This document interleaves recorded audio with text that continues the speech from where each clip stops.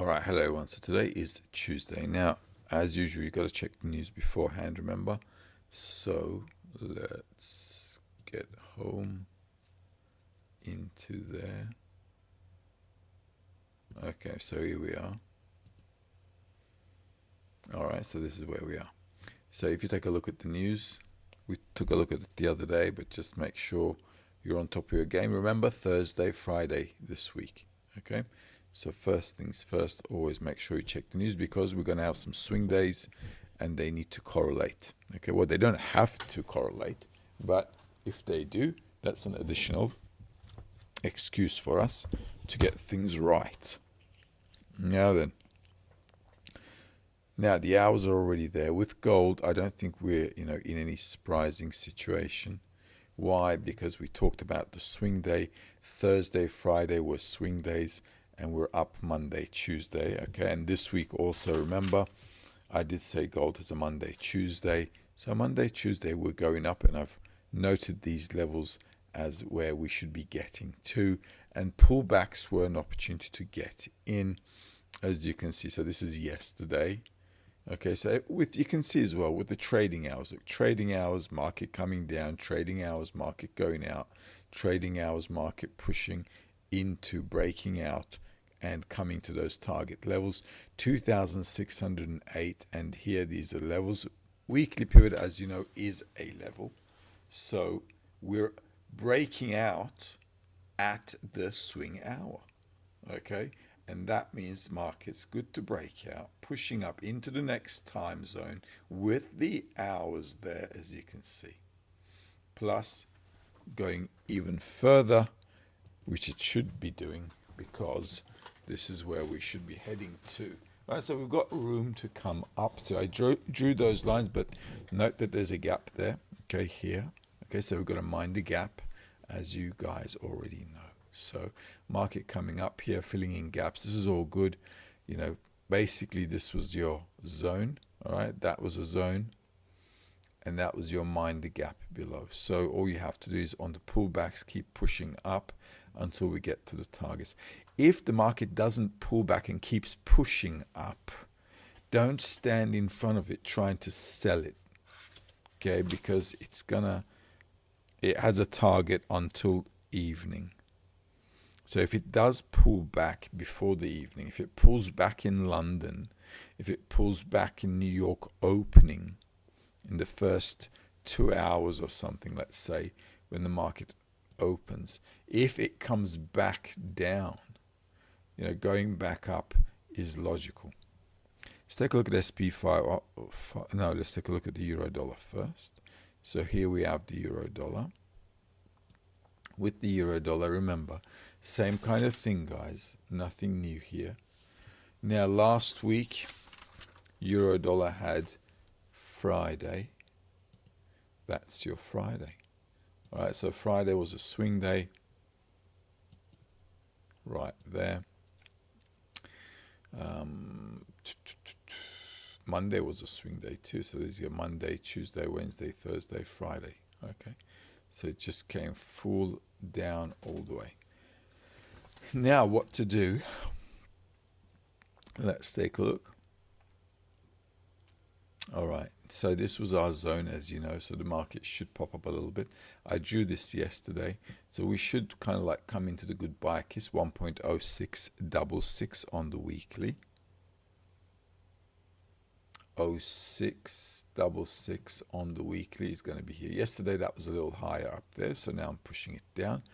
Why? Because as the days move, PST levels may change. Okay, the weekly should stay the same though, in any case. Let's see what else we've got on the daily here. Or was it that one? Just bear with me, it's this one. Okay, here we are. And the target there, 38, 1.0616. So that's also a target, 1.0616 is there. So this could be a nice stop sweep. If it comes down first, okay, I think you can still push this up. Okay, And on the daily, we could still have an up move there. Where should we come back down to? Let's get rid of this. Well, it's done that gap, as you can see, not a lot of gapping there. So the market can actually keep pushing up from here. And it shouldn't be a drama if it does so either. I'm going to get rid of this because we already marked our levels. So if the market falls back down again, we should go below into this zone, and we'll see how that pans out. Okay, in the interim though, that's going to be like, our retracement level on the weekly, and on the monthly, as you know, we still have room to come down. Okay, and that's basically it on the euro dollar. So pullbacks are still okay to go up. Are there gaps here? There are. They're all nicely fulfilled actually. So if we come back into the daily or slightly lower into here, the market can still pick up. So all you have to do is just mark your levels in. Let's mark it in. Okay, so this zone will be fine. Plus, obviously take into account the weekly pivot. Okay, just a slight gap zone here, nothing huge. So that weekly pivot is looking good. This zone is fine. If we're into Astro hour, trading hour, that is, trading hours are good to kind of like push up. If you're using your PST, obviously the hourly is good. If you're going to do it right on the dot on a 15 or a 5-minute chart, you can still use it. Just make sure you're trading off decent levels which match your lines. SP 500. Now here, as you know, Friday was a swing day. Okay, now with the indices, we don't have a swing day yet. Okay, so this is how all those swings I've been giving since June looks like. So I've made a bit of a stats on the June. Okay, you can see, and this is Friday. So what do we want to do basically? As you can see, the market can push back up again. If it does so, not a big deal. I think what we just need to do is sell off again. If that turns into an ending diagonal, we should have an ABC pullback. That ABC pullback can come in all the way into the summer if it eventuates. All right, so, oops, not that one, this one. All right, so that's the daily. So let's take a look at what we can do. You can wait for the swing days if you like. Then the two options are, on a swing day, you can wait for the tap in, or you can wait for the upper end of things to happen, which is going to be obviously up here, this being the ending diagonal. All right, and that's basically it. So this is the zone. All right, so we could have that, or we could come up here and then kind of push down, and so on. And that's basically it. If you want to buy it on a pullback, well, then you're going to have to do it if it comes back down a little bit. Let's do this. All right, and that could be, around the daily pivot, previous month's high, that zone. If it comes down, does a stop sweep from the lows, it's also okay, because you can see on the daily, okay, the support is 48, 5872. So you can say to yourself, well, if we get to 5872, I'm going to get in. That's also doable, nice and easy. A bit of a gap there, as you can see. And if the market does that, and if it's a trading hour, no problemo, Jose. Right, on the weekly, that level is 58, which is 5818. If things go pear-shaped, that's your level. On the monthly, okay, we're in a sandwich zone. Okay, so the market's still pushing up, which is fine.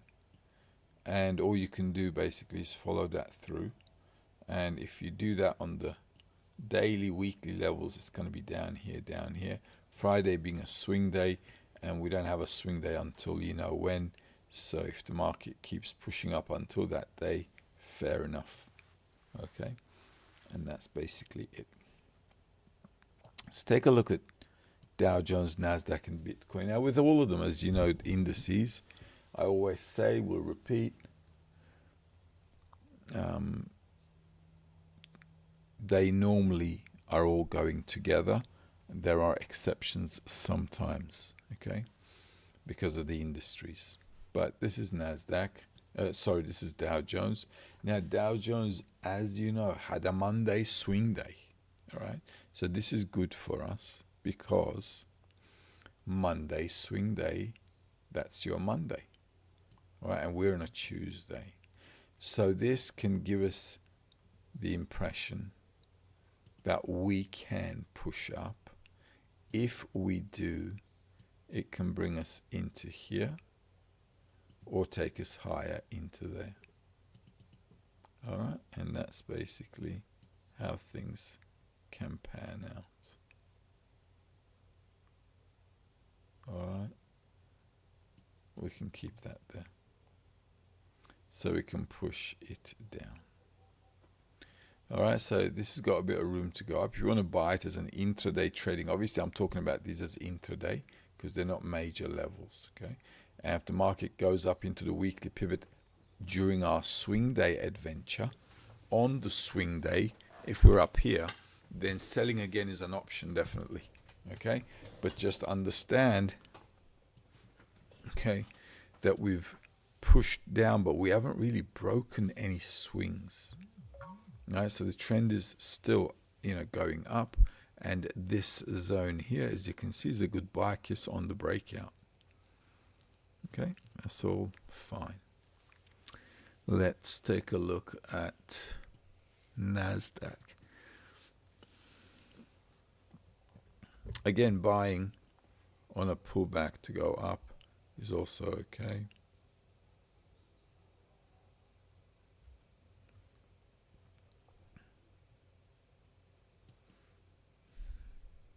Okay, as you can see here. All right.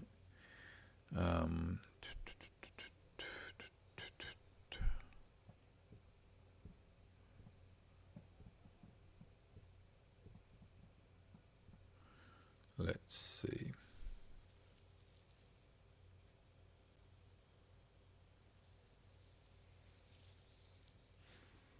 Yeah, with Nasdaq as well coming up a little bit is, that's the way it is. Also, Nasdaq has the same swing day as SP 500 this week, so pushing up a little bit is also okay, as you can see, not a problem. I still say there's room to come down, okay? And if we take a look at the weekly, we're in a bit of a sandwich zone, so maybe just ending this week might be a good idea. If we do so, it should kind of give us a different line. If it doesn't go any higher than this, then we'll get a new line like this, okay? And then, we should be able to sell if we get back up there or whatever, okay?